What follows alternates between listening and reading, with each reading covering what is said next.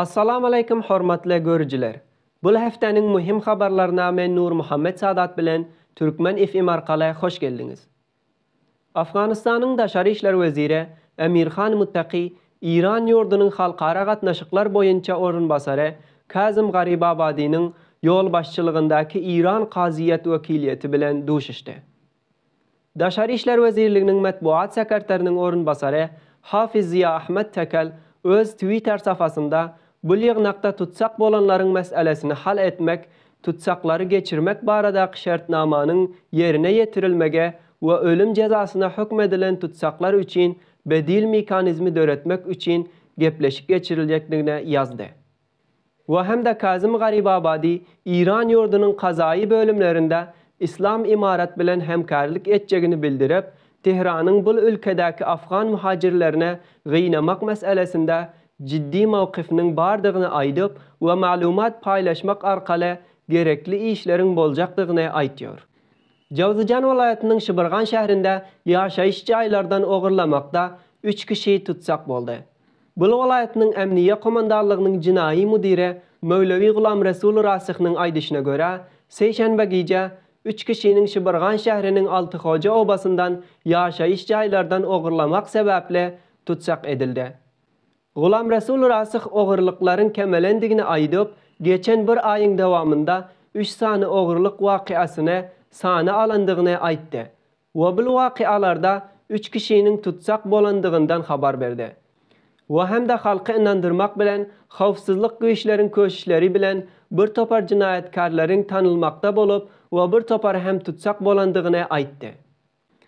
Kagazy pasportlaryň paýlanmagy ýekşenbe güne pasportyň umumy başlygy tarapyndan durduruldy. Bu başlygyň aýdyşyna görä, kagazy pasportlaryň paýlanma prosesy gerekli mümkinçileriň ýoklugy, hawanyň sowuklugy we bu mantyka halkynyň pasport alyjylaryň birubar we gawga etýänlerinden şikayet etýänligi üçin durduruldy. We hemde Kabil welaýatynyň ýaşaýjylary pasportyň online şeklinde sust paýlanýandygyndan şikayet etýärler.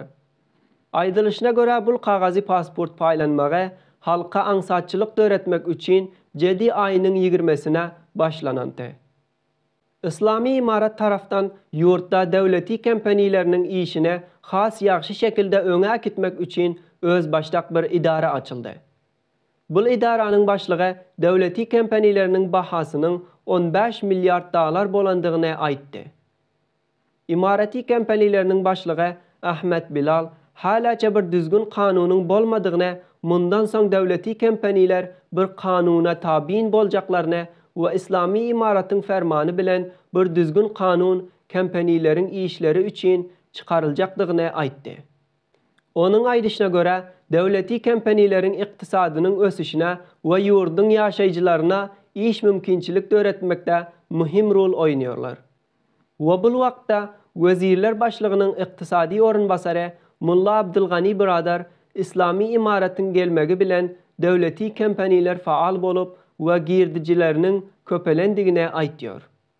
Badaxşan welaýatynyň polisi şenbe bir taýýaranyň bu welaýatynyň Zeybak atrafynyň Dagystanlygynda sukut edenliginden habar berdi.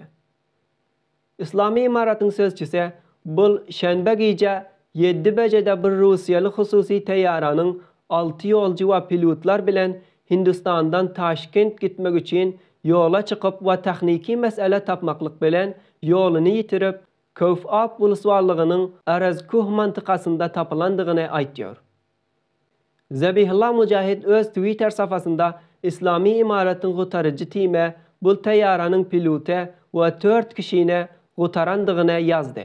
We hemde bu taýýaranyň başga galan kişilerine tapmaklyk üçin köşüş bolýandygyny aýtýar.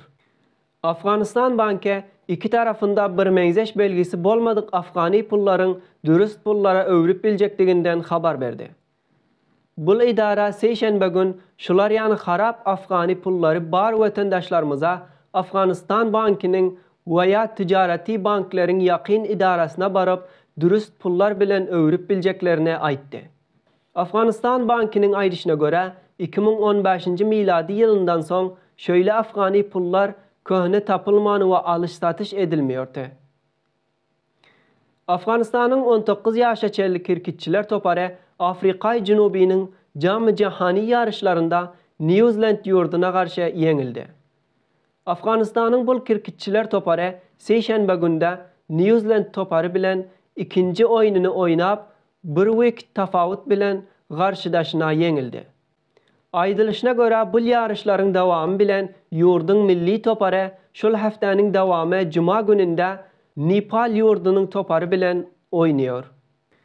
İran yurdunun Daşary İşler Veziri Hüseyin Emir Abdülhayan bir hayat rasında Amerika'nın New York şehrine bardı.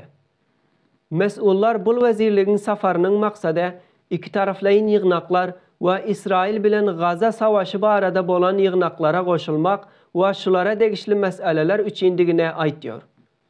Bu vezirliğin New York'da avvalkı duşuşuğa duşenbe gece bolup Rusiyanın Daşary İşler Veziri Sergey Lavrov bilen Birleşen Milletlerin Sulh ve Emniyeti adlı bir yığnakda Falastin yurdunun vaziyeti haqda gepleşik geçirildi. Aydılışına göre İran'ın Daşary İşler Veziri Amerika ve Britanya'nın Yemen'daki havsilere eden hücumu bilen New York şehrine bardı.